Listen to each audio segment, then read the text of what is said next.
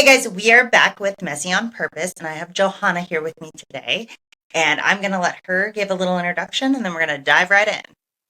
Well, obviously, I'm Johanna Burkhardt. I am a quantum alchemist, channeler, teacher, and self-help author. And my mission in life is to help you to be the change that you want to see so that you can create the reality that you are desiring. And we do that by teaching you how to shift your frequency.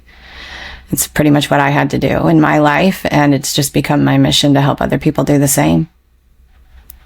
So do you want to start with like kind of your background that led you to this journey of helping others do the same? Yeah, when my whole life fell apart, when everything burned down. Yeah, 2015 was the worst and best year of my life. I had 2 years prior had moved cross country, pretty much given up everything that I owned to risk it all for love. And you can never outrun your past. That shit comes running back for you every time. And so it came back sooner than 2 years, but the 2 year mark in 2015 is when it all came crumbling down. And I thought I was on top of the world. I was still in corporate. I just gotten like a $50,000 a year raise. We had just secured a home loan to build a new house. I was engaged to be married. And like just life seemed like, oh, everything's finally going right. And then the rug got pulled out underneath me when at the time my 56-year-old father was diagnosed with liver failure and given 4 months to live. And I had to sell my childhood home, everything he had ever worked for, move him cross country to North Carolina where I was living, just to come home to being fired and not being supported by my soon-to-be husband. Like, he left me completely alone, wouldn't let me feel or break or support me in any way. And it just kind of dominoed into living in such a survival state, fighting grief of watching my father die in front of me, knowing that he's going to die, and just trying to live each day. And after he died, it was about, I don't know, 2 or 3 months, probably 2 months after he died, every repressed abuse came back. I had a very rough childhood of physical, sexual, mental, emotional abuse, neglect, you name it. I experienced it. And you don't realize how much you disassociate when you go through that kind of abuse, and how much of those memories, like your amygdala quits recording. And so you don't always have a full picture, but you have it stored in your body and in your nervous system. And so about 2 months after he died, it all came back at once. And not only that, but every one of my spiritual gifts or abilities turned on. So I was hearing spirit, I was feeling spirit, I was seeing them, I was having all of these things. And that is enough to push anybody to the edge of unaliving themselves. And that's where it brought me. And I lived in that spot for probably a good year. In fact, I ended up having a stroke over it. I was diagnosed with seizures. They put me on anti-anxiety medication, antidepressant medication. They put me on seizure medication, which is just a fantastic cocktail, by the way, of numbingness. And it was the day that I admitted to my then husband, that I didn't want to live anymore, that saying it out loud, after I had planned it in my head and done all these things, it was like this tiniest crack of light came in, and I was like, wait a minute, maybe I do want to live. Maybe I really don't want this. And it was a very slow process, but I dug myself out of that hole and started receiving from God, source, guides, whatever you want to call it. And I started listening, and it slowly started to walk that healing path. But even though I was doing the healing work, I still wasn't addressing my nervous system. I still wasn't addressing the fact that I was living in this frequency that was so low. And I ended up in stage 3, adrenal fatigue, in full burnout, barely able to function, and ended up, getting a divorce in 2020 and walking away and deciding like, no, things get to be different now. And I walked away. I gave him everything. I walked away with nothing. I had no energy to fight or to even take care of myself. And that began the process of doing the deep work of stripping away all the identities and layers inside of me that were not me, that were these stories from my childhood that were ruling my life and keeping me repeating these cycles over and over and over again. And I was just done with it. And so it was in 2019, the process of me learning how to shift frequencies and how to work with frequency in that way started. And in 2020, I just needed to be on my own. I needed to be in my own energy. And I just started implementing that work every day in different ways. And I'm never going to say that I'm a master of it. I think we teach what we're meant to master. But I'm in a really good place today. And it's because I was willing to look in the mirror and see, like, why did I call this in? What am I not facing? What am I not handling? What's weighing me down? And just started like stripping it all away over and over again. It's like, I feel like I've lived 12 lives since 2020. Did the pandemic and everything happening, did that play a part in like this kind of awakening that happened in 2020? No, not at all. In fact, if anything, it helped me. It made things easier for me. I mean, I work in this industry, and so, you know, I didn't have a corporate job demanding me to do things or not do things. I had that flexibility. I flew the whole time in 2020 and 2021. In fact, I did too. I had a whole row to myself. I was like, we can keep this up. Like, I'm down with this. It was great traveling in that time. It was the best time to travel. But no, it didn't really play a too big of a part in it. And, you know, I always say women emotionally leave before they physically leave. And so, I mean, emotionally, I had been in, you know, right after we got married, I had already checked out. You know, I never should have actually pulled the trigger and married him, but I'm glad I did. And my third solo book that I just literally finished writing and submitted to publishers, I dedicated that book to him, because if he would not have abandoned me when I needed him the most, if he would not have shown me my abandonment wound so big that I couldn't ignore it anymore, I never would have shifted out of it. I never would have been able to see it in the way that I did. And so as much pain and suffering that I went through during that time, I'm super grateful that I had that experience with him, and him and I are best friends today. It's crazy. Some of the most horrific things in life you can be a blessing, and people don't ever it's very rare to see somebody that actually embrace a lesson that was taught. Yeah. Because that's what they are, right? We learn from these little things that we do. Like, you could have skipped the whole marriage thing and then skipped all of that lesson, and maybe it wouldn't have played into who you are today. Yeah.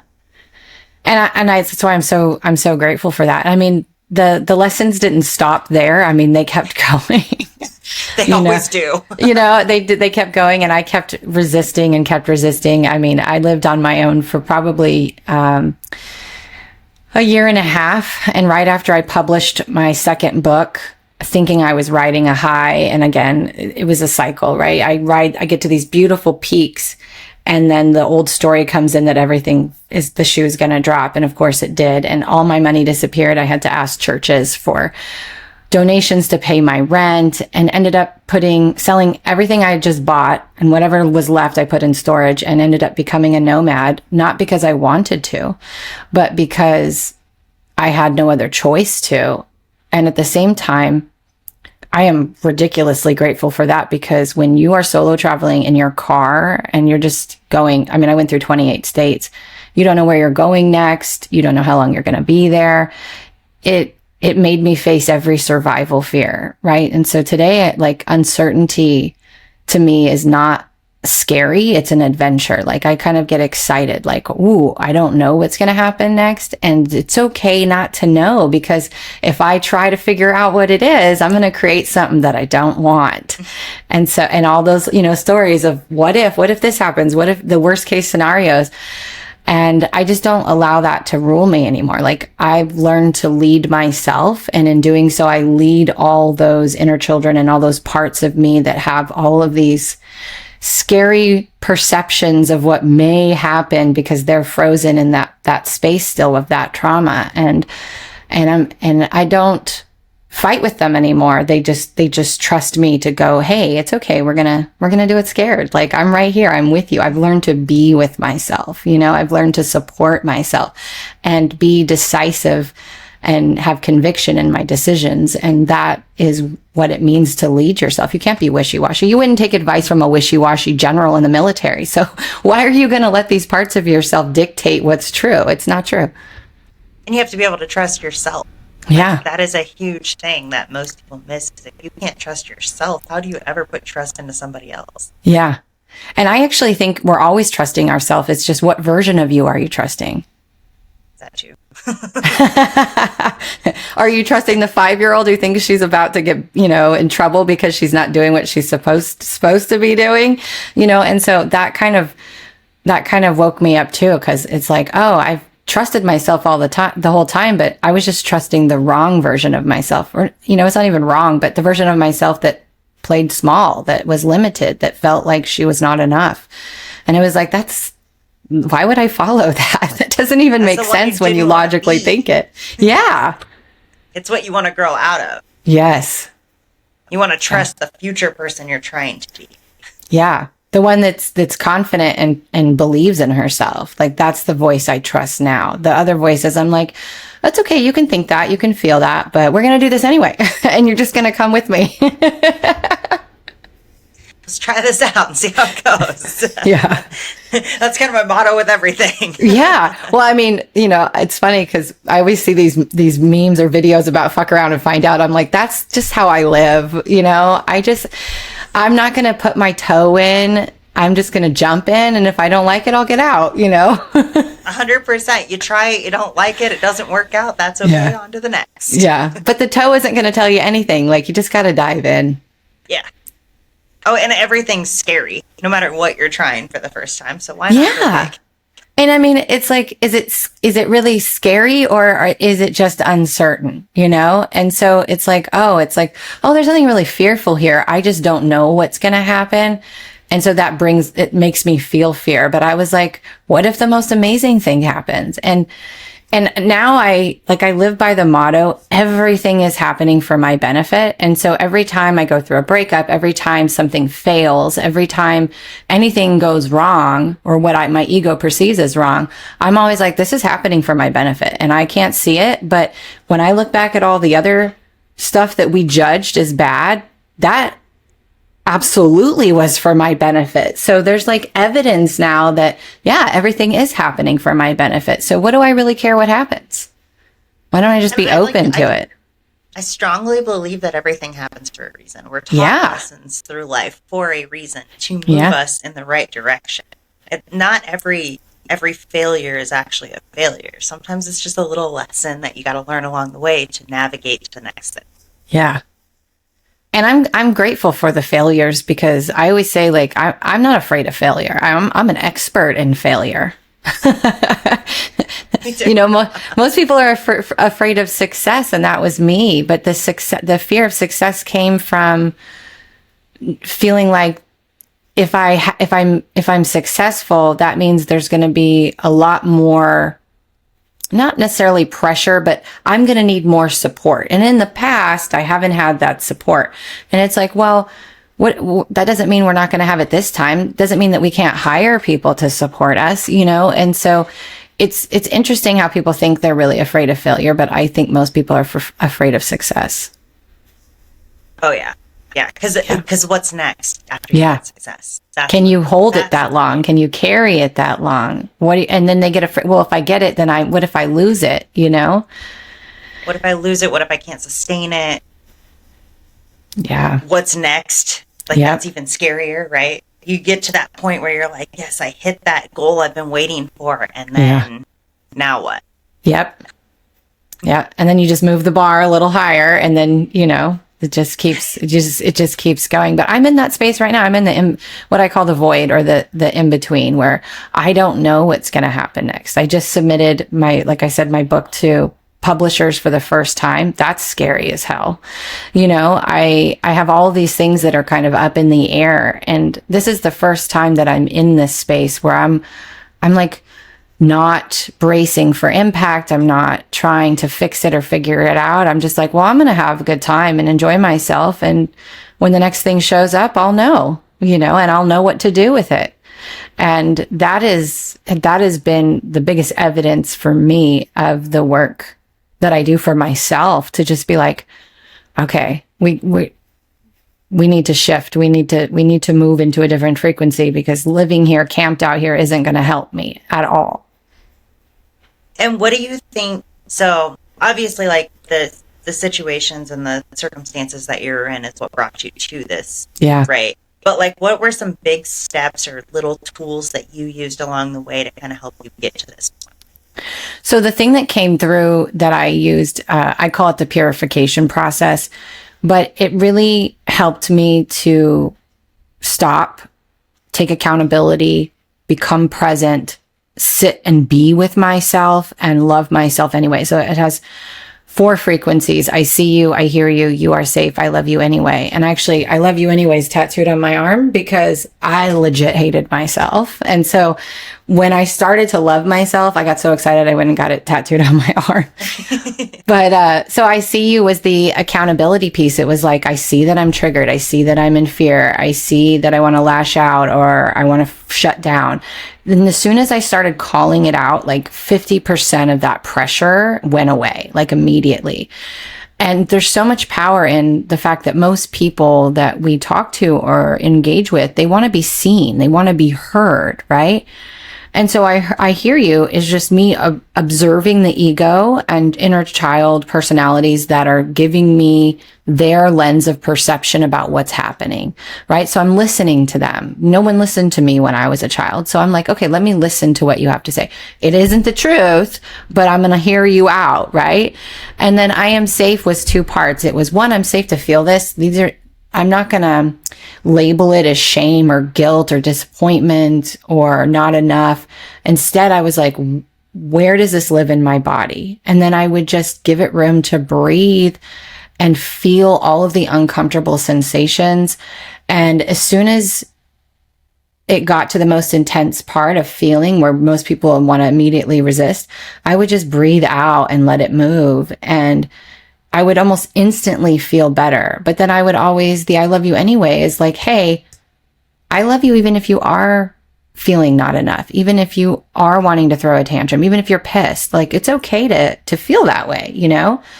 But it was also reminding myself like to look around and be like, there's no tiger about to eat me. There's nobody about to beat me. There's nothing. I'm completely safe. So it was a process in me learning how to be more present, to be more aware of what I'm thinking and feeling and experiencing, and just to be with myself and love myself anyway. And I would say I practiced that and taught that for a good 3 years before, like, I didn't really need to use it anymore because it became my automatic. It's like now it's the automatic thing that I do. I don't have to call the steps out or anything. It's just my body now is so trained that as soon as we're triggered, as soon as a negative thought loop comes up, like we stop and we just go through it automatically. It's like I don't even have to think about it anymore. And it was the greatest gift I was given.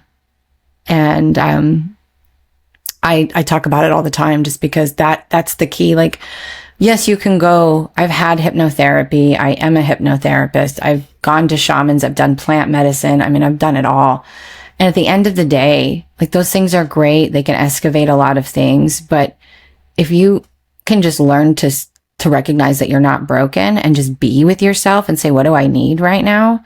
And support and love yourself in every state that you're in, you're going to make huge progress in your life. Like you don't have to hire people. You don't have to do all these crazy things. You can. I mean, I like to do them, but that's really all you need. It's very simple. It's very simple, but hard at the same time. Yes.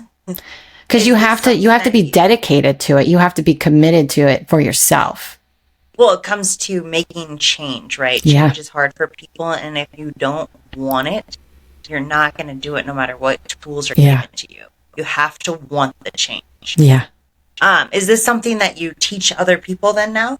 Yeah, it's in, gosh, every course or live group experience that I've done since 2019 has taught this process in one way, shape, or another. And that's why I consider myself an alchemist, is because, you know, diamonds are made under pressure. The density in our body is essentially coal, right? Our physical DNA is carbon based. And so when you continuously repress things, it starts to put it under pressure, and eventually a trigger is going to come in and it's going to explode. That is the moment you have for alchemy, because the moment that you give it room to breathe and change form, you become more crystalline, the same way a diamond does. And so anytime I work with someone, whether it's in a program or in private mentorship, it's always about like, let's not bypass what you're feeling. Like as soon as we hit that spot, it's like, perfect, or we're here. This is the gold right here. Like, let's work with this and change the energy, change the form. And when you do that, you immediately shift into a different frequency. But you can also do that without the trigger, right? If you are aware of your state of being, your consciousness, what's playing in your mind, the illusion that you're playing out, you can ask yourself, does this feel good? Because if it doesn't, if you were listening to a radio station in your car, if you're listening to death metal when you like country, it isn't going to feel good. So you change the channel, you change the radio frequency, right? So you can consciously do that on your own. And it doesn't really necessarily take effort. It just takes decision. And you have to say, oh no, you know what? I have so much to be grateful for today. It's a beautiful day. You start rampaging on all the things that are in front of you, the small things that are good, because when you find joy and peace in the small things, then you're not going to be afraid of the big things. Like, you're going to welcome the big things, you know? So it's just about self-awareness, honestly. And that's usually where I start with anybody, is like, we need to work on your self-awareness, because if we can expand your ability to see yourself, then you can expand your ability of what you can have for yourself. Yeah, I mean, it all starts there, and you have to like be aware to even know what you want, right? Yeah. Because otherwise, nobody even knows what they want. If you can ask them, it'll be very generalized, right? Mm-hmm. Even if they even have an answer, right? I know a lot of people that don't even know. It's definitely a learning process, and it's harder to learn about you than it is to learn about other people. Like, you can sit and listen to somebody else, but like, the biggest part, I think, is taking responsibility. Because if you're not taking responsibility for your actions, you can never truly dive into yourself. Right. It's a lot. And I mean, and I've done a lot myself. When I wrote my books, you know, they were my story and what I did to move through that and change that story. And I talk about it all the time, you know, the things that I talk about, my patterns. Like, in 2019, when I was on the verge of getting a divorce, I hadn't asked yet, I literally was able to map out all my patterns from childhood and see how they repeated, and how I was, you know, I ended up being married and divorced 3 times. It was basically the same man on repeat, right? The people in my life were the same. They all just looked a little bit different. The circumstances were all a little bit different, but there was a cycle that I just kept going through over and over again. And I took ownership of that, and I was like, no, it's time to break the cycle. And the things that I talked about in my marriage going wrong, I took ownership within that. And I took ownership, him and I, you know, I've actually had him on my own podcast where him and I talk together. And it was like, yeah, I was holding you to your potential. I could see your potential, and I held you to that standard, but that wasn't even something that you saw for yourself. So how was that fair for you? Like, I didn't accept you as you were. Like, we didn't stand a chance. You know what I'm saying? Yeah. Yeah, it makes sense. Because, I mean, from the outside, you can see somebody and you're like, I know what they can do, but if they don't know they can do that, how can they ever do that? And I have a bad habit of that, because, like, I'm one of those people that are like a fixer. Mm-hmm. Yeah, like, me too. I fix everything. And, like, somebody tells me their problem, and I'm like, it's simple. Let's just do this, and then it fixes it. And that's not simple if they don't even understand why things are the way they are. Yes, exactly. Why they react the way they act, or what they even want, how they're processing things. Like, all of that matters on how they can fix their situation. I can't fix it for them. You Nope. can't fix it for them. They have to look within and figure it out. Yeah. And he wasn't willing. And he told me that, like, I don't want to do this. And I'm somebody who my whole life, I just outgrow people. I evolve very quickly. I've always been pretty self-aware, and it just kept expanding and expanding. And so we were so far apart by the end that we didn't have anything in common. You know, we barely got along. And it's funny because when you let go of the pressure, when I let go of the pressure of him needing to be somebody different and we split up, it's like we instantly came back and he was a different person because I gave him room to breathe and change form. And he has grown exponentially since we divorced, and we are able to be the best of friends and spend hours on FaceTime and hang out together. And people think it's weird. And I'm like, why is it weird? Like, you know, we were friends before we got married, you know, and got together. We're going to be friends after, but I was just putting so much pressure on him to be something that he wasn't wanting to be or desiring to move towards. Is that his potential? Sure. But again, he was very comfortable in his little comfort cage, and that's his right to stay there. It's his journey, you know? So I've learned to accept people where they are, or I can't, then that's it. That's the end of it. Yeah. And it's okay to like separate. Like that's something people miss. I know like marriage is supposed to be forever and everything, but if it doesn't work and people are unhappy and it's better apart, it doesn't mean you can't be friends. It doesn't mean that it isn't still a connection in some way. Yeah. It just means there's not a love like a wife and husband. Right. You know, there's different kind of love. There's a friendship.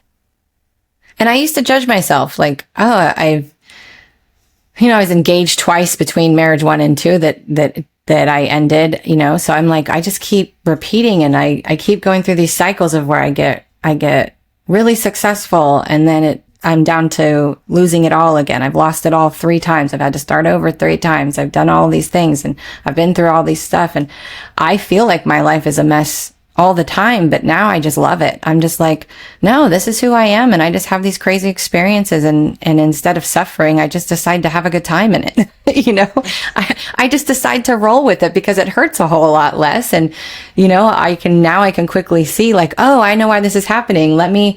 Oh yeah, this thing right here. And I go over there and I'm shifted out of it. And so it's just been a process, but it's a process of unlearning, programming from childhood, programming from society. Like you should be married only one time, or you should be with this person for the rest of your life. And it's like, that would be wonderful, but people outgrow each other. People change. We're constantly shifting identities. We're constantly shifting into different versions of ourselves. And I don't know, my kids did better with having 2 happy parents that weren't together than they did watching us be unhappy silently and pretending everything was okay. Because the kids know. Even no matter what you tell them, they know. And honestly, I think that's where a lot of distrust stems from, is like, as children, we're so wide open and we feel something ain't right, but then the parents tell you a different thing and we start to distrust our own intuition. And I think that's where it starts for a lot of people. Oh, for sure. I mean, you see it. I remember as a kid seeing it and then being told something totally different. Like that's very, very common. And there's so many relationships that people just stay together because for the kids. They stay for the kids and they think it's best for the kids, but it's really not. If it's not a good dynamic, it's never good. No, and you're teaching your children to abandon yourself for some belief that it should be this way. And I mean, that's what it is. I mean, my biggest wound is betrayal and abandonment. And I learned from my parents, like they abandoned me. And so I learned to abandon myself, and having to unlearn that was one of the hardest things I've ever had to do, because at every moment I have to ask myself, do I really want to do this, or am I doing it because I want to be accepted, loved, successful, whatever? Am I doing it for something I'm proving? And if I don't really want to do it, I have to say no. And people don't like that. No, they don't like no. And honestly, it's becoming my favorite word. Yeah. Like I choose me, like I don't want to go out today, or I don't want to do that, or I don't want to listen to that. You know, it's like, it's okay. You know, we don't have to be the same. Okay with that, right? Yes. We should be okay with someone saying no, because not only are they like They're just saying no because they just don't want to do that, and that's fine. And it doesn't have to be a big excuse or anything. Right. You should be happy that they're willing to tell you no and not come miserably and making whatever it is that you were wanting to enjoy, Yeah. Forced, which makes the environment very unlevel, and Yes. it's not as fun. It's not as enjoyable. So, Yeah. find somebody who actually wants to do that, or go do it yourself and Right. enjoy your own company. And I have a few friends that still run the people pleaser energy. And anytime I can feel them wavering, I always say, like, out of all the people, I'm the one you can tell no to. If you really don't want to go, please don't abandon yourself for me. I will be okay. Listen to what it is that you want. And they all just exhale, like, oh my God, I can do that with you. And it's like, well, one, you should probably be doing that with everybody, but hell yeah, you can do that with me. I want you to will it bum me out that you're not coming? Sure. But it's not the end of the world. I would rather you be happy and healthy and choosing what you want than trying to please me, because you're not going to have a good time then. Yeah, and you don't even need an excuse. Yeah. You can literally tell me hell no. Just no. I'm like, okay. Yeah, cool. Sweet. Awesome. I'll find something else to do. Move on. Yeah. But if think about how much better relationships would be if we all honored that. Oh my God, it would be so freeing. Yeah. That's how, me and my husband, we're like that. It's just straight honesty. It's a little overly honest, probably. Yeah. But for most people, for us, it's normal. But if somebody hears us talk to each other, they're like, whoa. But it's just it's easy. If I know he doesn't want to do half the stuff I want to do, right? So I'll ask out of courtesy, but I know the answer and I'm okay with it. If you don't want to, that's fine. Don't go. And you're allowed to have your own life outside of your marriage, or so it's just, if there's anything anyone can ever take away from this or personal development in general, it's just choose yourself. You teach people how to treat you by how you treat yourself. So if you're not putting you first, doesn't mean you still can't consider other people. But if you aren't the first person in that people to consider, there's a problem there. Who else is going to consider you? Who else is going to choose you if you're not choosing you? You've got to start there. If you're doing that, you're more of a people pleaser. The people that you're going to be surrounded with are people that are mostly likely to use and abuse and actually love you, which isn't worth it either. You have to have standards and you have to have boundaries and you have to put them up, because otherwise there are plenty of people that will take total advantage of anyone. Yeah. And I lost a lot of friends and family members when I quit being a people pleaser. And I was, at first I was sad about it, but then I was and probably a little pissed, but at the same time I was this just shows that this whole entire time that they were using me for what I could do for them, what I could give them, how I made them feel. And if I was really honest with myself, most of those people never reached out to me, never considered me, never made any efforts without me doing something. So I was like, am I really losing anything? No, not. You're not, because you never had anything to begin with. Exactly. You had something. You were valuable to them. Yeah. And so it felt like there was connection. That's something too. I just talked to, about a podcast I did a couple weeks ago, and we were talking about connection. People don't realize that most of your relationships are not true connections. No. You're not truly connecting with people. A lot of them are just acquaintances that you call friends. Yeah. And I ran the cycle of needing to be needed in order to feel valid, right? And so that's a cycle a lot of people pleasers run. And so they find all of these people that need them. And then when they need somebody, guess what? Nobody's there. But again, that taught me oh, I have to be there for me. I have to show up for me. I have to choose me. And when I started doing that, I started meeting people who also chose me, but also chose themselves. And that is the biggest green flag for me, is people who are considerate, but also they're considering themselves and they're not afraid to say no. They're not afraid to speak their truth. They're not afraid to call me out if I'm doing something that's out of my alignment. And those are the best friendships that you find, but I never would have found that if I wouldn't have done the work for myself. 100%. And it's okay to have a small circle. You don't need It's better to have a small circle. Oh, yeah. I have like a very, very, very small circle. Yeah. And it's been more freeing to have a smaller circle than have 30 people to go do something with. Yeah. Because in my 20s, that's what it was. We had a friends group that was 30 plus people deep, and we did everything together. And I used to think I was missing out on something, because when you go through this process, you do become a little bit isolated or a little bit of a loner. You're shedding relationships. But now that I have my small circle of friends, those are all people I can absolutely count on. Out of the 30 plus in my other friends group, I'm not sure I could have actually counted on any of them. And not because they're not good people or whatever. It's just that's the way that it was, Well, so it's a big difference that you made. Yeah. The type of relationship you had. Mm-hmm. It wasn't built on that. So it wouldn't have been there if you guys needed it, right? Yeah. Maybe on the other side, right? If you're a people pleaser, you automatically, if somebody calls, it doesn't matter who they are, you're going to try to help them. That's just how you are, as a people pleaser. But like on the other side of that, not everyone's like that. And not everyone's going to pick up the phone at 3 a.m. if you're in a crisis. Yeah. And there's the lessons that I know for sure I'm here to master are expectations, detachment, and surrender.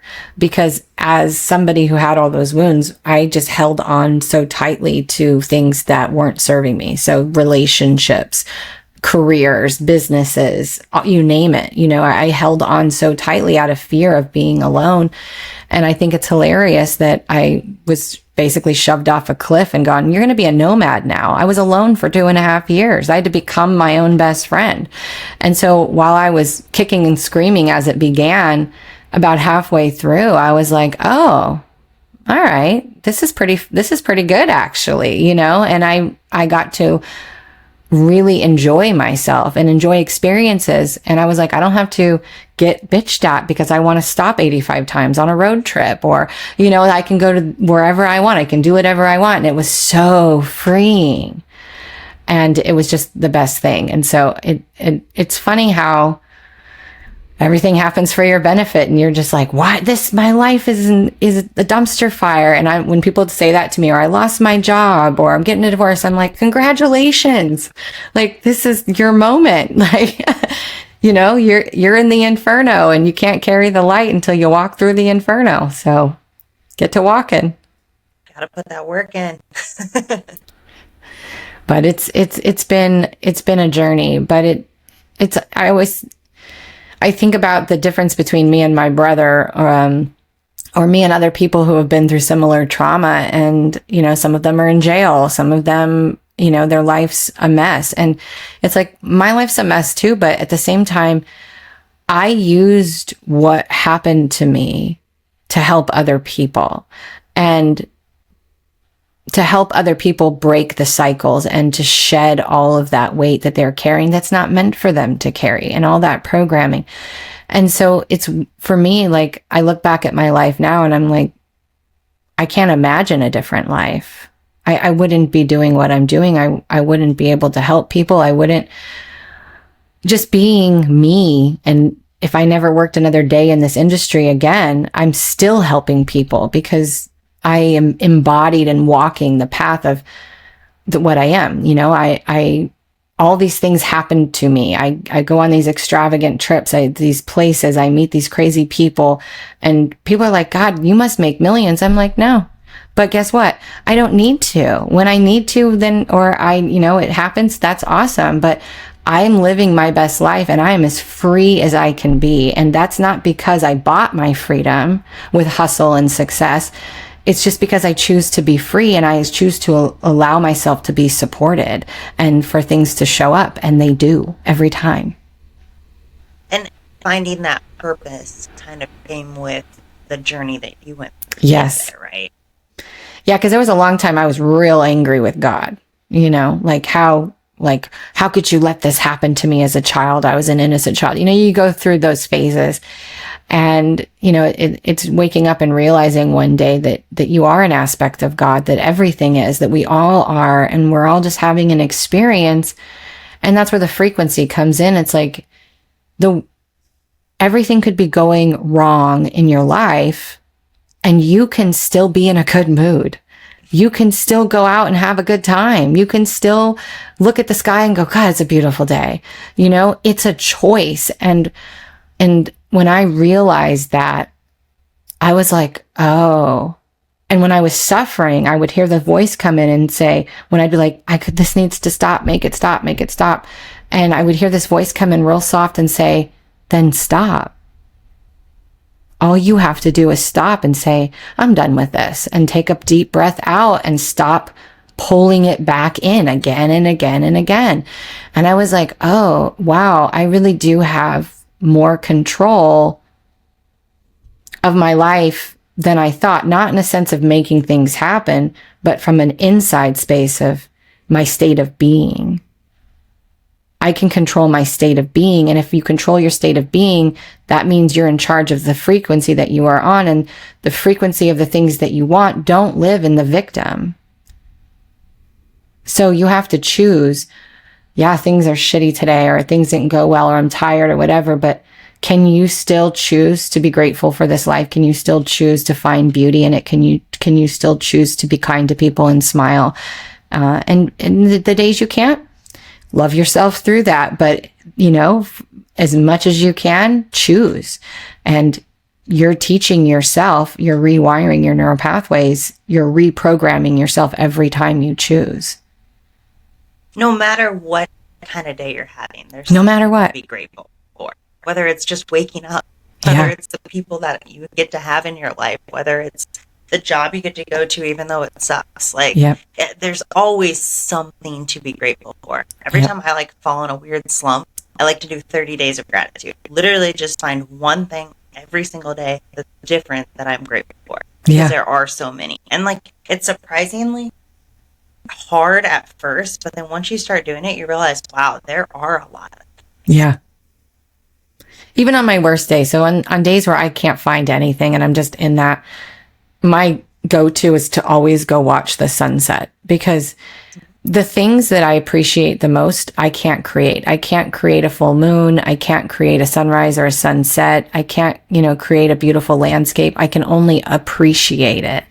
And so I just sit there and turn on music and, just stare into the colors, and it just washes me over with peace. And so I've created a list of my go-to things that when I can't seem to find anything, even though it's all right in front of me, I know the things that I absolutely will appreciate. And it may not be a big shift. It may not take you from miserable or super depressed to, excited about life. But if it can bring you back to that 0 point, that neutral, peaceful place, or even move you up a little bit, that's all it takes. And then that's a step. And then there's another step, right? And so you just have to keep following that. But it's work, yes.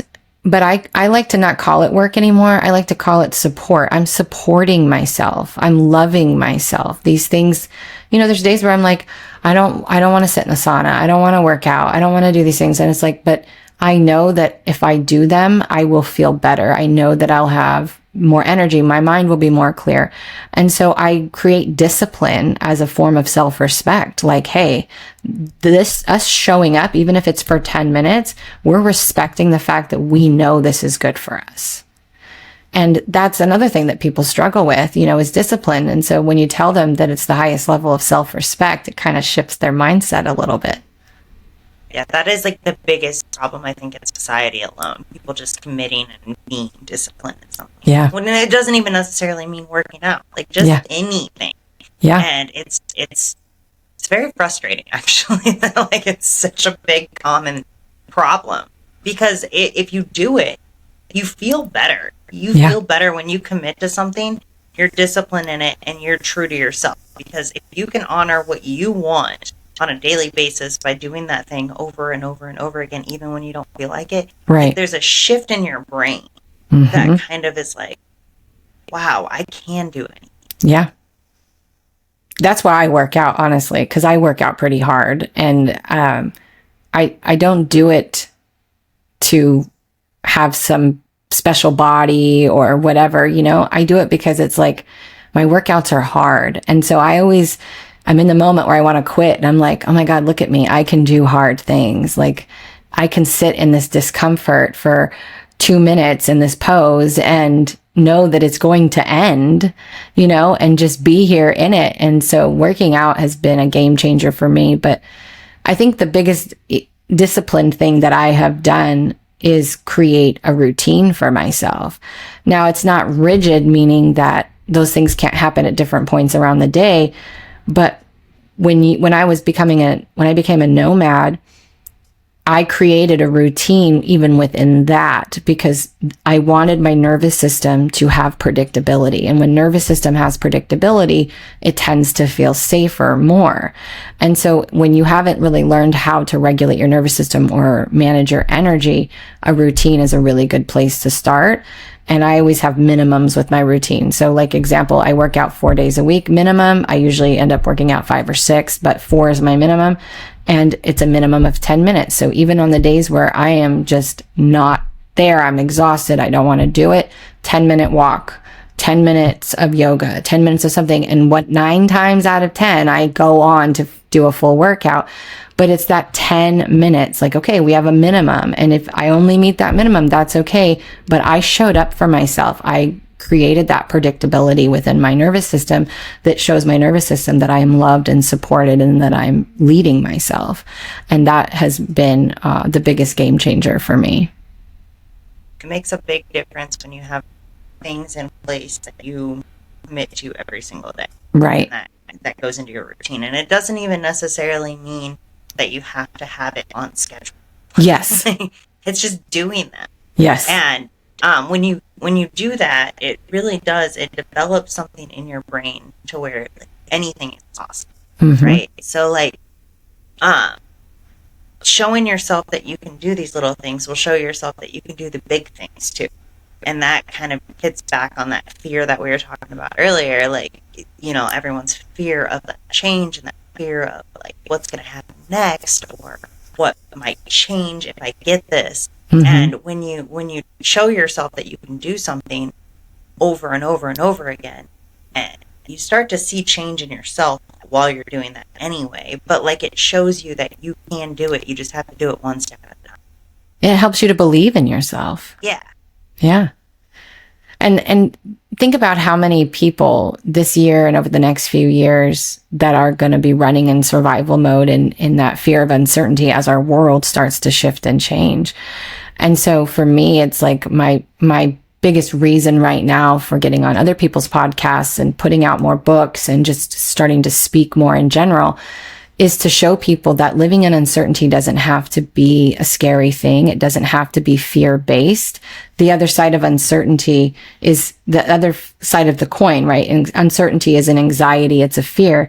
The other side of that is excitement. It's adventure. So you get to choose how you want to view this. You get to choose the lens in which you see it through. And just to be an example of that, because I know what it's like to watch your whole life that you've built get torn apart and to have nothing. I mean, I went through it 3 times.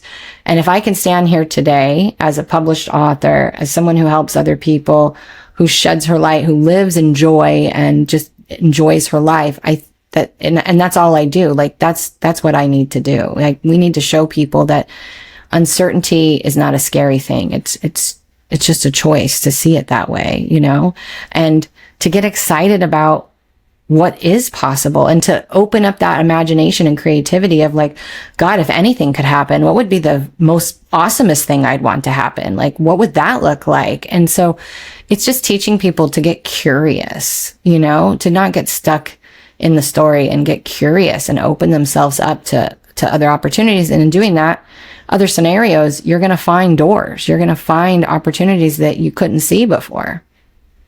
Well, and if you're just a sitting duck, right? You're not doing anything. Nothing changes. Yeah. There's nothing to fear because you're not going anywhere. Yeah. And I get that, but like you also are not opening yourself up to opportunities because if you're not moving, the opportunities are not going to come to you. Yeah, they don't go to you.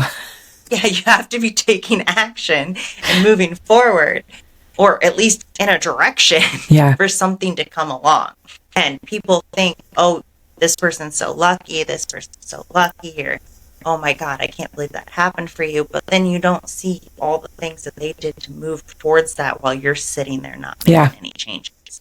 Yeah. Anytime you see anybody who just shows up overnight and they're like, now they're all big, there's a good probably 10 to 15 years that you didn't see of them trying and failing and trying and failing. And, I always remind myself of that when I see someone coming up in the world, and I'm like, okay, it's their time. Like they put in the work, and they're there.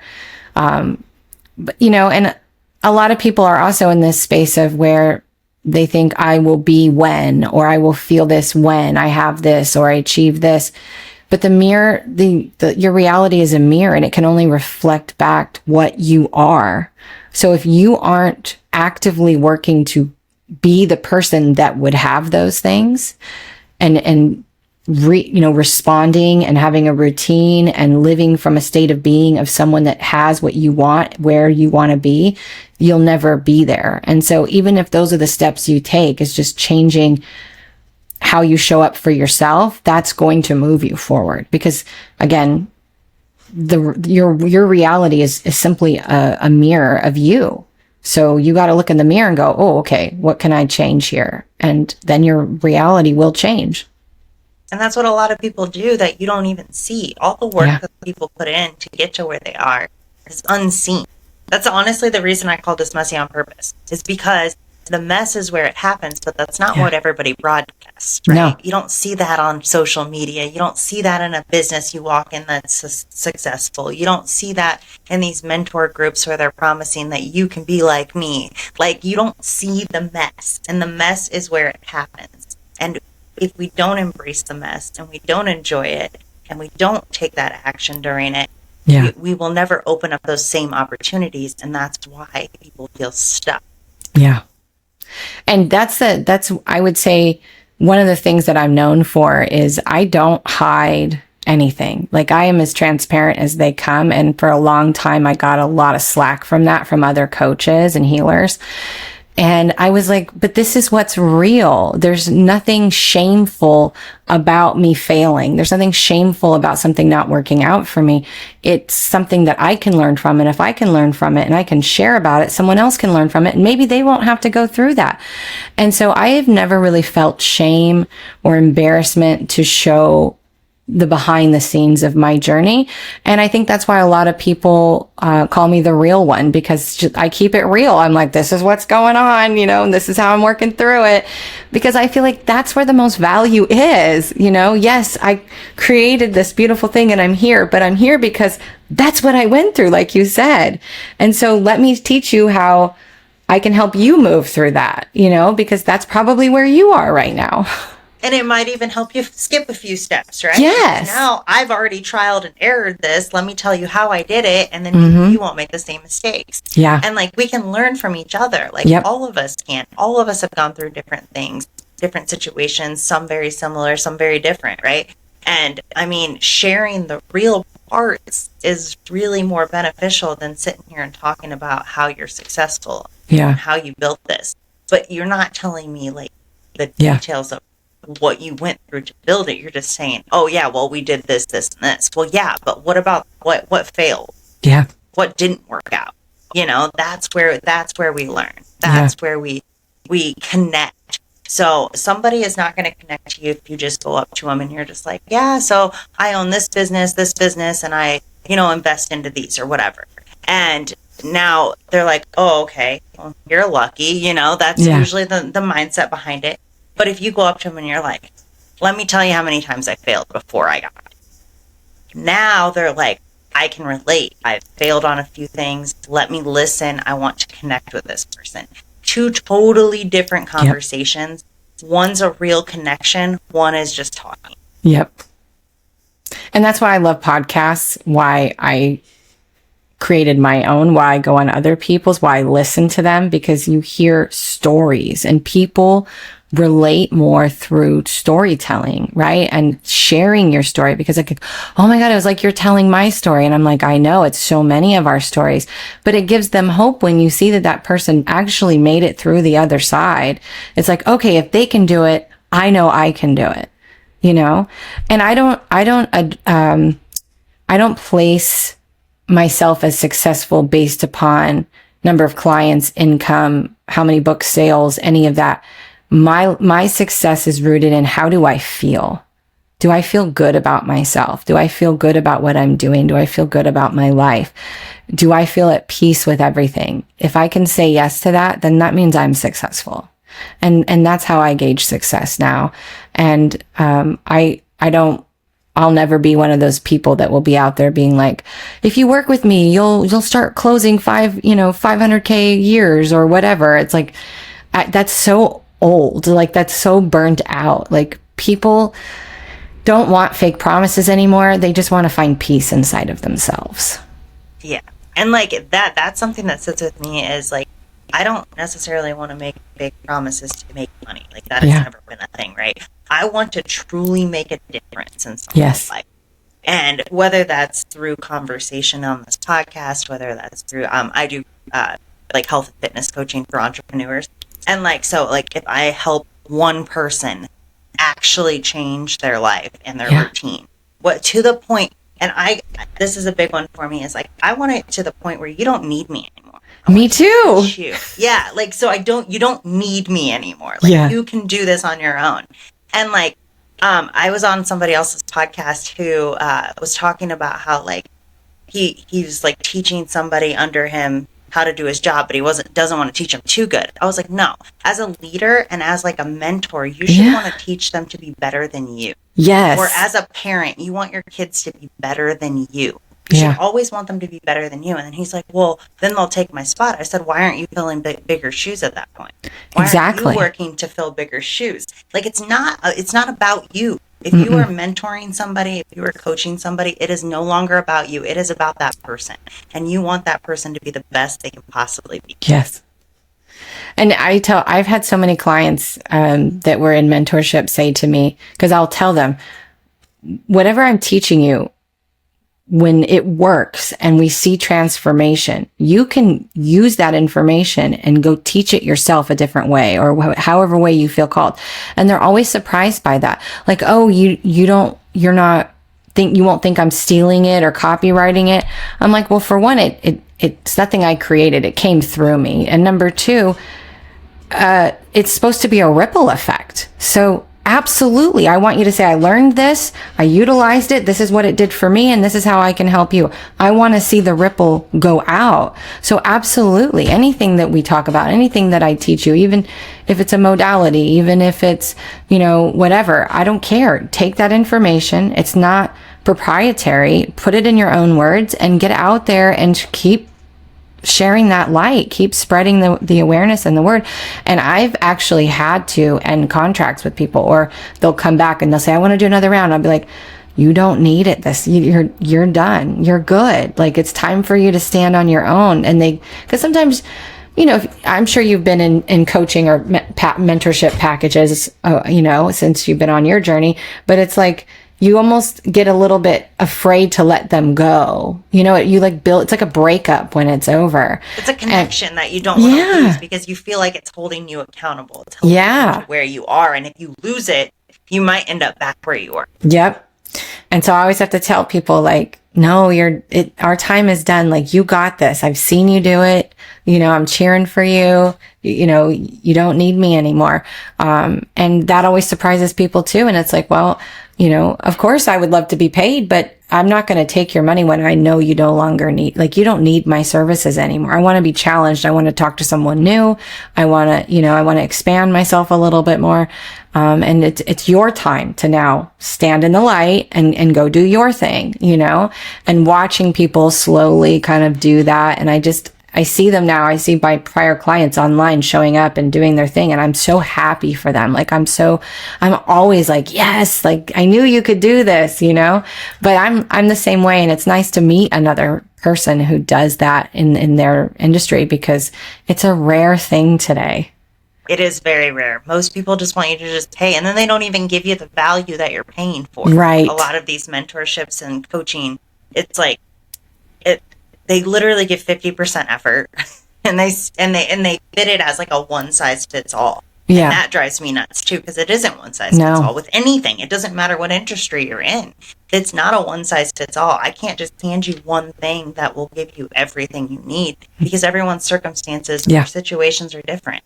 And especially like something like what you're doing, where you're trying to help people get out of like their past issues and traumas and things that they've developed over time, and like getting through that, like that's not the same for every person. And you're sitting here giving a one size fits all. Like meditation doesn't work for everyone. That is, I mean, I'm one of those people. I can't sit there. I ADHD can't do it. Like, and like it works great for other people, you know. But like there's certain things that work for me, like lifting weights. That's my meditation. Like, I can get in there and I can really get to it. That's my version of that. And that is different, like for every person. And that means every time you're helping someone, it's going to be unique. It's not cookie cutter. No, never. And that's why I don't generally like to do I don't pay for other people's group programs and stuff like that, because a lot of times they are cookie cutter, you know, and I found like it's just people regurgitating information over and over again that someone else has already said. And while that's always the case at some level, you know, we're all bringing it through our own lens of perception. Private mentorship is where it's at for me, because I get to take a journey with these people. I get to hold space for them. I get to support them. I get to help them shift. And watch them literally change their entire state of being and their entire life. And it's the most rewarding thing for me is watching the light and behind someone's eyes turn back on when they finally get it. 'Cause it's, you know, my job is to help you figure out inside of you. It's not to just tell you the answers, you know? So I always help people find it within them, because I find that sticks longer. If that client's not doing any of the work to figure it out, they're not going to remember me just telling them something. But if they had to dig for it, if they had to sit with it, they're going to remember that.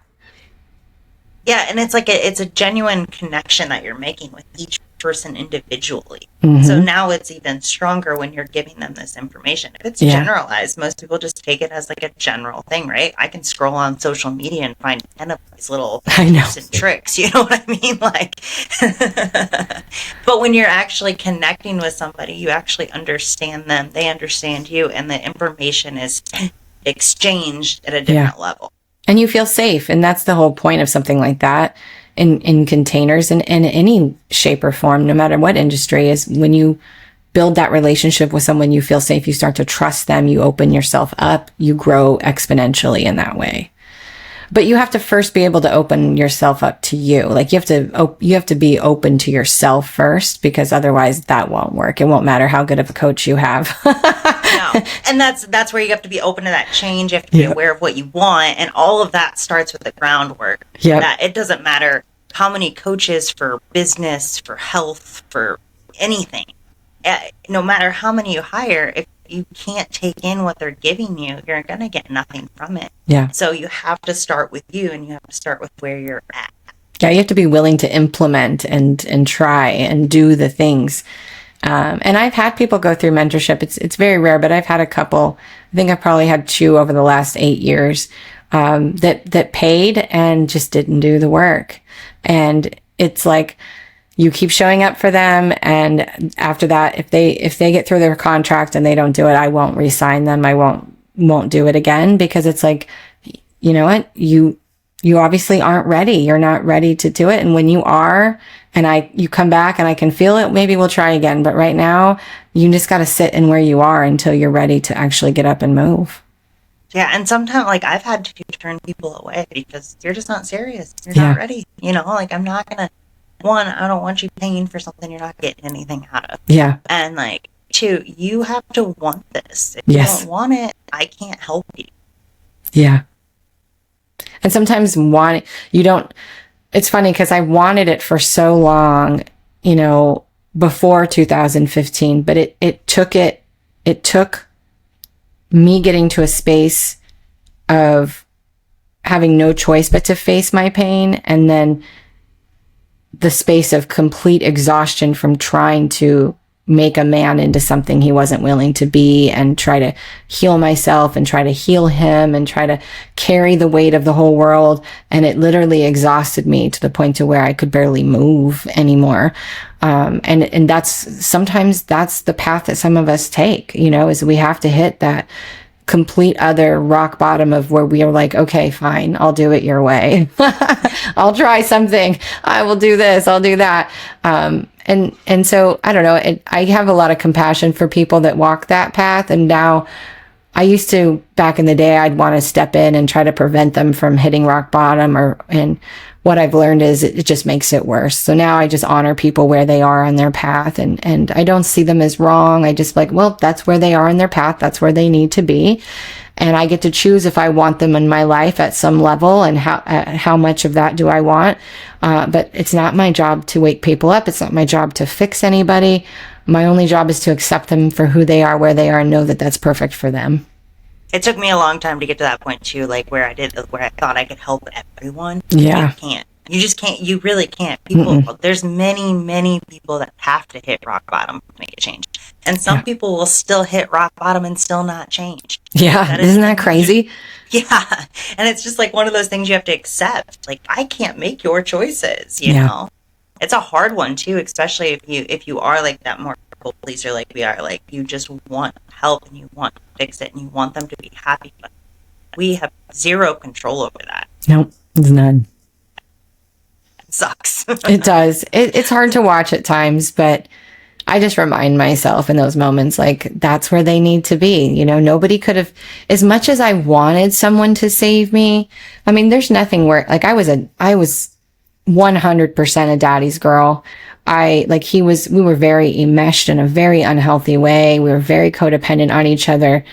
And he was my whole world. So when he died, literally a part of me died. And then with having no support and still having to run a business and a household and kids and all the things, I was carrying the weight of the world. And it's like, I was just begging, someone come save me. Like, someone support me. Someone do this, someone do that. It's like, nobody is coming. There's no one can save you. You have to save yourself. And I was really mad about that for a long time. And it was okay. I was like, this really sucks. But at the end of the day, I can look at myself and be like, damn, I'm a badass. Like, look at me after all this shit I've been through. And I just had the best weekend of my life, and I just did this or I just did that. And I wake up so grateful. I go to bed so grateful. And to me, that's success right there. It's like, who cares what we have or don't have? Like, are you happy? Because, I was just talking to someone earlier today. They're like, oh, but with money, you can buy this or that. And I said, yeah, that's true. Money buys a lot of convenience, a lot of luxury, a lot of things. I said, but if you're not happy broke, you're not going to be happy rich. No, it's not going to make that. No, it's not. You're just going to blow it all constantly trying to fill a void inside of you. And I know, because I was there. I did it. Think of like people who win the lottery. Yeah. Most of the time they lose it. Not happy, and then they lose it because they didn't really find happiness. So they spend the money for happiness, and then it's gone. Yep, they blew it all. Because that also, if you're not happy, I've generally noticed that if you're not happy, it means you're not happy with yourself. You're not feeling that you are worthy or you're enough. And so getting a large amount of money or making a lot of money is going to make you feel like a fraud or a failure, or it's going to bring up these deep insecurities, and you're going to want to blow it as fast as you can to show your worth instead of feel your worth. And that's a lot of what happens with people. And I was that. I made a lot of money, and I was the breadwinner, and I did all of these things. And I just, as fast as it came in, I was buying people things. I was doing all the things. I would go on these 3-day business trips, and I would spend $700 on a whole table's dinner. I'd just slip them my card, or, I'd make these big things, and I look back and I just want to hug her and be like, oh man, you were really trying to prove that you were someone to love and like and choose. I was just going to say, like, that's what you're buying, is you're buying other people's love. Yeah. That's not good either. 'Cause No. you're not actually getting love. You're just getting attention from people, and that's falsifying that love. Yeah, and attention isn't love. No. Not even close. No. And so it doesn't mean that I don't buy things for other people or treat other people, but I don't ever do it from a space of, if I don't do this, they won't like me. It's a matter of, does it feel right to me to do that? You know? Like sometimes it's just nice to do. Yeah. And in our friends group, you know, we all take turns. It's like, you know, one will pay for lunch and the other one will pay for dinner or whatever. Like, it's just, we don't even really think about it. They're like, oh, I'll Venmo you. I'm like, no, it's fine. Like, no big deal. Get me next time or whatever. It's just so much more fluid. It's a different connection though, right? Like, so Yes. when you change the people you surround yourself with by putting up those boundaries and having standards when it comes to the environment you want to be in, now you have people who respect each other, and they're not in it because they get something from the other person. Right. It's now an actual connection. And so when you do things like go out to lunch or go out to dinner, it is like, oh, I'll grab it this time, I'll get it this time. And like it goes back and forth, and it's very seamless, and you don't really have to think about it. Whereas like now when you're surrounded by the other type of people, now you're like, oh yeah, well, I'll pay for this, and then you just Venmo me, because you don't trust that it's ever going to come back. Yeah. And that's a big difference. And that's why putting up boundaries and separating yourself and putting distance between, not even just cutting, like you don't even have to cut everyone out, just distance even, helps you be in a better place all around. Yeah. And I mean, that's exactly what I did in most of the relationships I lost. There was a few that I cut off, but most of them, I just quit being the one reaching out. I quit being the one that was doing all the work. And how fast does it end? Oh, well, my family was the hardest part, because my extended family, when I stopped putting in all the effort, they just disappeared. And so it happened really fast. And, you know, I used to be hurt by that, but something that I receive all the time is anything someone does or says has zero to do with you. Zero. It has nothing to do with your worth, whether you're enough, whether you're lovable, whether you're deserving. It's 100% who they are, their state of being, how they see the world, and it has nothing to do with you.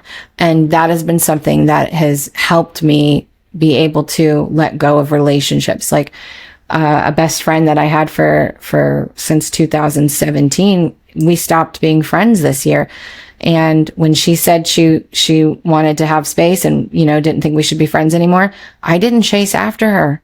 Did I want to? Yeah. Do I miss her? Yeah. But I was like, this has nothing to do with me. And this is what she needs. And I'm going to respect her and love her enough to let her go. And if she comes back, she comes back. But I'm not chasing anybody anymore. I'm not trying to prove I am a good friend. I'm da-da-da. No, I'm not doing that anymore. Like, okay, you're free, go. And I think sometimes people do that because they want you to chase, and I just won't do it anymore. Yeah, because if you're confident in your actions, right, you're confident that you are a good person and the things that you put out in the world are good things, right? All intentions are good. Some people may not take it that way, but if you know that deep down you are a good person, you're a good human being, and you're doing good things, you have nothing to be sorry for when things don't work out. It's fine. Yeah. People just go separate ways. And it is hard, and it sucks when you kind of stop reaching out to certain people and you're just like, wow, that ended fast. I mean, I literally don't talk to anyone in my family. And I moved away. I've had one person visit me in 8 years. So it's like, you know, it's just like one of those things. It is what it is. And like, I understand. And like, this is something I stand by. So I've went back many times and kind of gotten treated like crap. Mm-hmm. And it just hit me at one point. I was just like, this is not what I'm doing wrong. This is how they're reacting to me being here and how I make them feel. And there's nothing I can do about that. And sometimes they don't even know why they're acting the way they're acting, why they're responding the way they're responding. That's just who they are right now. And I have to just let them be, not engage, not escalate, just let it be. And it's so much more peaceful.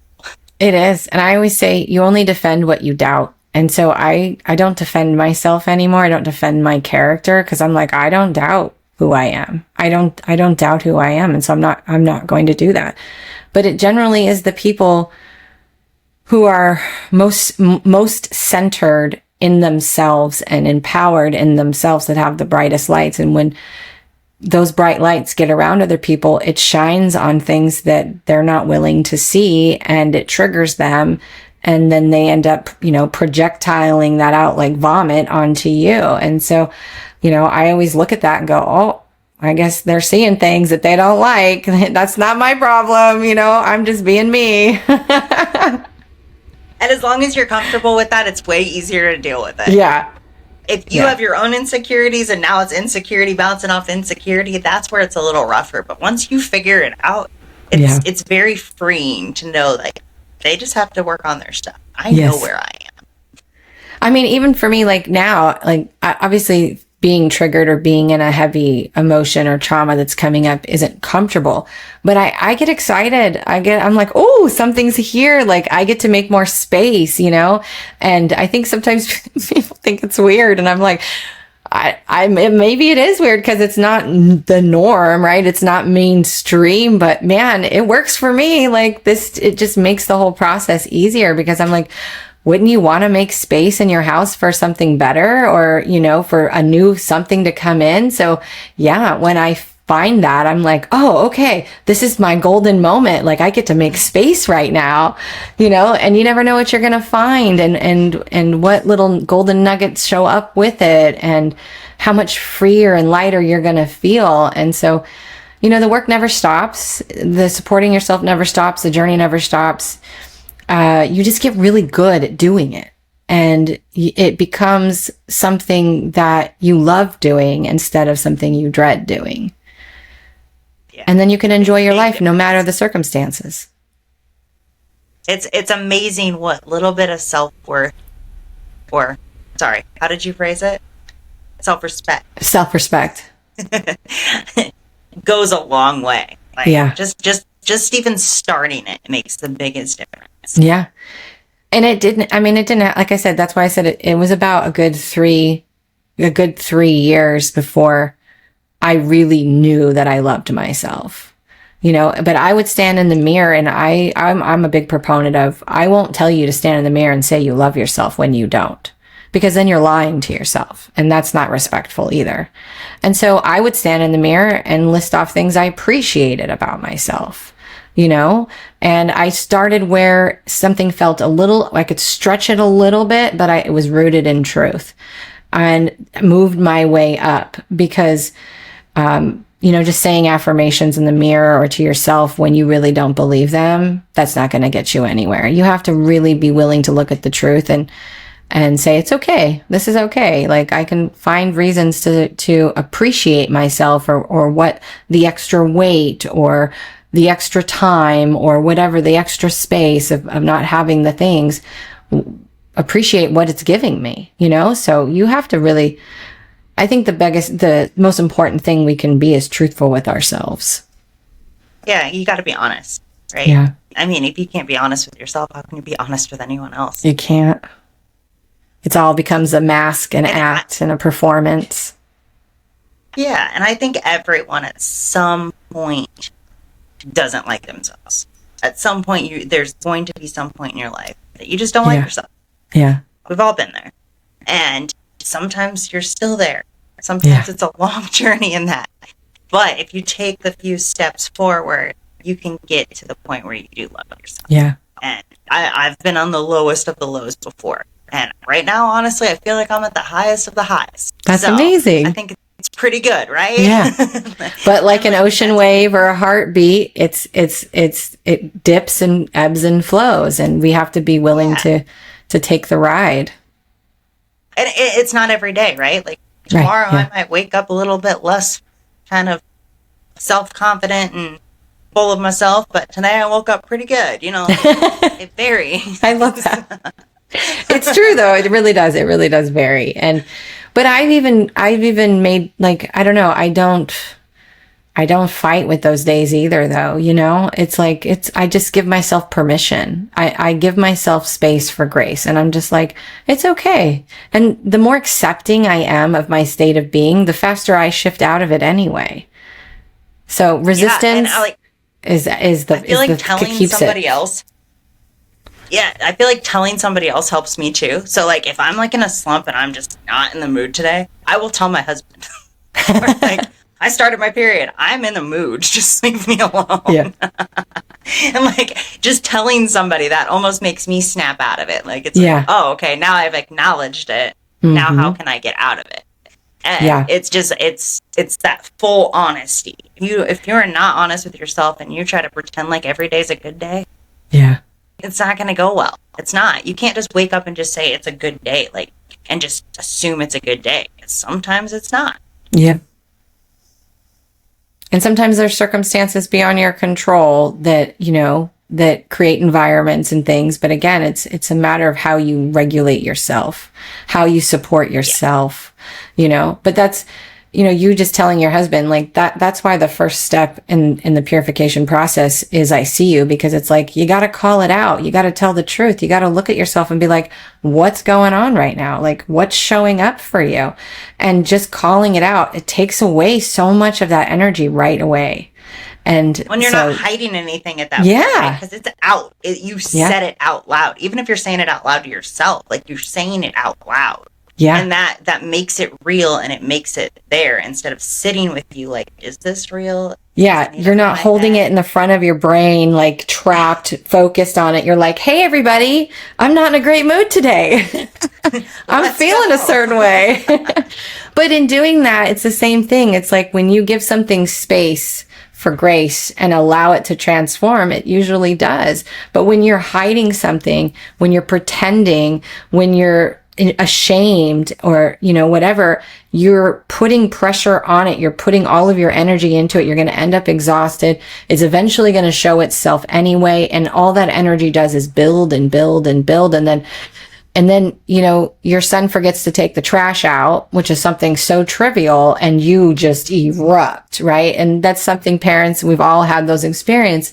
And it's because you're trying to pretend you're okay when you're not. And instead just be like, God, right now, I'm just really not feeling myself, and you know what? In 10 minutes, you might be right back into feeling yourself because you gave it the space to be there and that it's okay that it's there.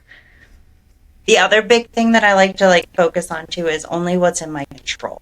So a lot of people tend to focus on stuff that they can't control. Like we can't control what happens, in the world and the way things are going or what they're doing or what's happening next, right? We can't control all that, but we can control our day to day. Yeah. Or maybe something big happens in your life, but you can only control so much of it. So focus on that little pieces that you can control and not the stuff that you can't control. Because if we focus on what we can't control, nothing can change. Yeah. But we can take action on things that we can't control.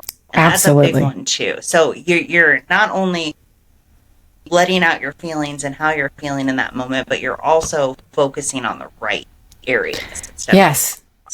And that's a big reason why no matter what my circumstances are, I can still live a great life and still find peace and joy, because that's exactly how I look at it. There's things that have happened that are well, there's literally nothing I can do about this, and I didn't do anything to create this. It's just here. So I can let it ruin my day, or I can be like, let me focus on something else that does feel good, because this is now in God's hands. There's nothing I can do. And sometimes I'll ask myself, is there something that I can do? And if the answer is yes, I say, okay, what is that? And let's go do that. And if it doesn't progress it anymore, I'm like, okay, well, I've done what I know that I can do that's in my power. And now I got to let it go and set it free and shift my focus to something else that needs my attention. And then I always ask myself, what's showing up in front of me right now that needs to be seen or needs to be, the work that needs to be done, or, an opportunity to just go, how about we take the next 3 days off and go to the beach, whatever it is, it's what's showing up for me right now. And that's super helpful. But you're right. Holding on to trying to control anything, honestly, is such a waste of energy. very much. The only thing you only can control is how you feel. Yeah. And like for a good example is so we were in California and we were driving on Big Bear and we hit a rock, right? And it hit the oil pan. It was like a lowered car. So the engine blew up. We could have freaked out. Yeah. We could have, went crazy. But we just calmly dealt with the situation and what was in our control, which was calling a tow truck, getting it towed to where we needed to get it towed, and then going to our hotel and sleeping until the next day when we can actually deal with the situation. Yeah. And that was like, most people would probably use a little bit more emotion, right? Yeah. Freak out, like be in a panic, maybe cry, and like we're miles away from home and like just had to figure it out. And if you slow down and you look at like what's in my control, well, right now it's literally calling the tow truck, bring this to wherever I need to, and then going from there. And that's just like, I think if you focus on that instead of like, how could this happen to me? I can't believe we did this. I can't believe this happened. Why you just get pulled down into the story more and more and more. Yeah. And like that whole why me is just crap. Stop doing that. Yeah. Don't do that. Don't do that. No, I mean, I had, we all know key fobs today are ridiculous to have replaced. It's like $500. And I had left my keys in an Uber, and someone else had ordered the Uber. I couldn't get hold of the Uber to get my keys back. He didn't voluntarily give them up either. And instead of like melting down and beating myself up and going through all these things, I was like, well, what I can do is get another Uber, go back to where my car is, meet a locksmith, pay the thing because I need my car keys. And it was a 4-hour process. So I went and sat at the bar, had a couple of glasses of champagne, talked to some people, enjoyed my day. I was like, this isn't the optimal circumstances, but I'm going to make the damn best of it because otherwise it's just going to be even more miserable. So why put gasoline on the fire? Just let the fire go out. Yep, it is what it is at that point. I mean, you don't have to, I always say this, acceptance is not agreement. You don't have to agree with what's happening or agree with your circumstances, but you can still accept them. Acceptance is, this is what is. That's all it is. But a lot of people are afraid to accept things because they think it means they agree with it. I'm like, not at all. You don't always have to agree with it, but accepting things that you can't change is just, right. It's peace. Yeah. And that's what it means to be in peace is like, hey, this is what it is. It is what it is. Okay. I get to choose how I respond. So just start responding differently. Like how do you normally fly off the handle? Do you normally get defensive? Do you normally freak out and create a story? Okay. What would it be to do the opposite of that? And just start trying, start practicing, start catching yourself in that moment and shifting. And like, those are the small steps. When I started, I was literally crawling. I mean, I would be laying on my closet floor in tears, begging God to save me. And this is when all that information started coming in. Like, this is how we can help you. And in a way, that was them saving me, but I had to do the work, right? They can give me all the information, but I had to choose to practice it. And it wasn't easy. And there were days that I literally was crawling. That's how slow I was going in the work. And then there's other days where I'm sprinting through it. You have to be willing to crawl. You have to be willing to do all of the things because it's for you. Like, you're doing this for you. You're not doing it for anybody else. And if you're doing it for somebody else, there's your first flag that you're looking for approval or worth, or, I'm going to do this. I'm going to be that. You're going to regret this. Who cares what anybody else thinks? What do you think of yourself? Can you do this for yourself, even if nobody sees you? That's what I always tell people. If you need somebody to acknowledge your workouts, acknowledge your progress, you're not doing it for you. But can you do it behind closed doors when nobody sees you? Can you show up for you when nobody's watching you? Because if you need someone to watch you, you're doing it to prove something, not because you love yourself. 100%. I mean, you have to do it for you. Yeah. All right. So I think we're going to wrap up, but I want to see if you have one piece of advice you want to throw out there, maybe a little something about your coaching before we wrap up.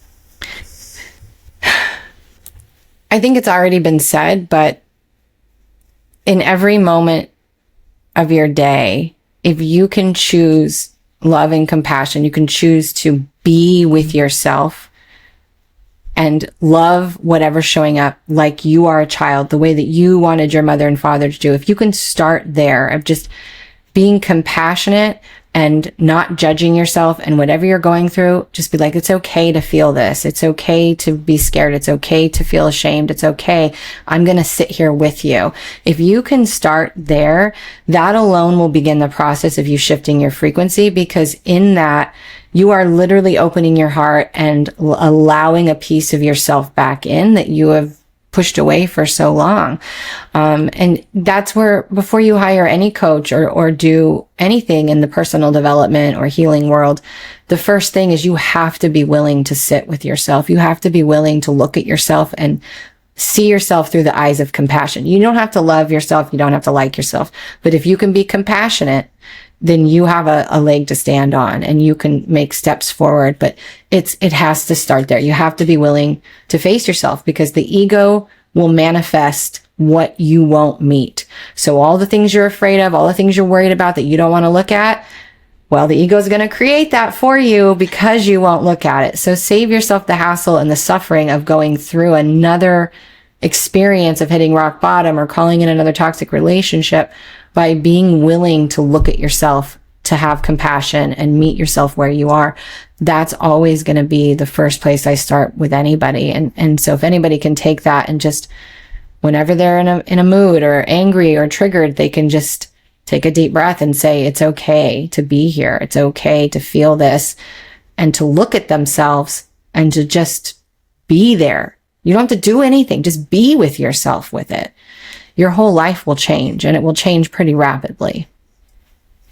It's amazing little things that can help us. So yeah. And then how can everybody find if anyone's interested in the coaching or anything like that, and your so books? You can go to johannaburkhardt.com. I'm official Johanna Burkhardt on most social platforms, Instagram, TikTok, Facebook. And the two books that I've published so far are on Amazon. The Holy Grail, The Journey Through My Soul's Evolution, is the most popular one because it details my awakening and my trauma surfacing and all the big stuff.